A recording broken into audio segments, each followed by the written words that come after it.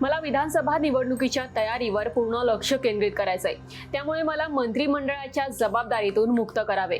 राज्याचे उपमुख्यमंत्री आणि गृहमंत्री देवेंद्र फडणवीस यांनी ही घोषणा केली आणि राज्याच्या राजकारणात पुन्हा एकदा खळबळ उडाली। या संदर्भातील निर्णय अर्थात भाजपच्या सर्वोच्च नेतृत्वाकडून घेतला जाईल। अशातच फडणवीसांनी घेतलेल्या निर्णयानंतर अनेक तर्कवितर्क लढवले जात आहेत।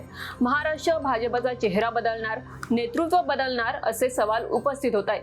देवेंद्र फडणवीस सरकारमधून बाहेर पडल्यास राज्याच्या राजकारणात मोठे बदल होण्याची शक्यता नाकारता येत नाही।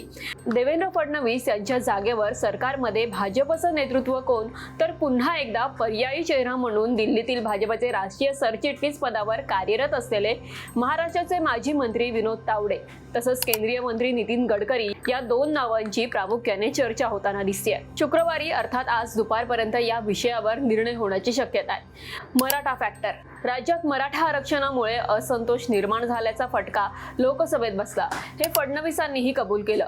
अशातच राज्यात भाजपच्या वतीने सरकारचं नेतृत्व मराठा नेत्याकडे सोपवण्याचा पक्ष विचार करू शकते आणि विनोद तावडेंना संधी मिळू शकते। आगामी विधानसभा निवडणूक विनोद तावडे यांच्या नेतृत्वात लढल्या जातील अशी देखील चर्चा सध्या राजकीय वर्तुळात सुरू आहे। विनोद तावडे यांच्याबद्दल आणखी एक जमेची बाजू सांगायची झाल्यास प्रमोद महाजन यांच्यानंतर महाराष्ट्रातून भाजपच्या राष्ट्रीय सरचिटणीस पदापर्यंत पोहोचणारे एकमेव नेते विनोद तावडे राहिलेत। यासह तावडेंनी पक्षाला अनेक महत्त्वाच्या निवडणुकींमध्ये विजय मिळवून दिलाय, त्यातही त्यांचा सिंहाचा वाटा राहिलाय। 2014 मध्ये भाजप सरकारमध्ये मुख्यमंत्री पदाच्या शर्यतीत तावडेंचंही नाव होतं, मात्र पक्षांतर्गत सत्ता स्पर्धामुळे राजकीय कुरघोडींमुळे तावडेंचं वजन घटलं। 2019 विधानसभा निवडणुकीतही तिकीट कापलं गेलं, मात्र संयम न डगमगू देता तावडेंनी केंद्रात बाजी मारली।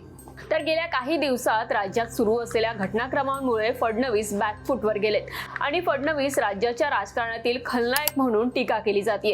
तर दुसरीकडे राज्यात फेरफार झाल्यानंतर तावडेंच्या कमबॅकची देखील चर्चा होतीये। याबद्दलची अधिक डिटेल सविस्तर माहिती तुम्हाला जाणून घ्यायची असेल, वाचायची असेल तर यासाठी तुम्ही mymahanagar.com या वेबसाईटवर लॉग इन करा। आमच्या फेसबुक, ट्विटर आणि इंस्टाग्राम अकाउंटला फॉलो करायला विसरू नका।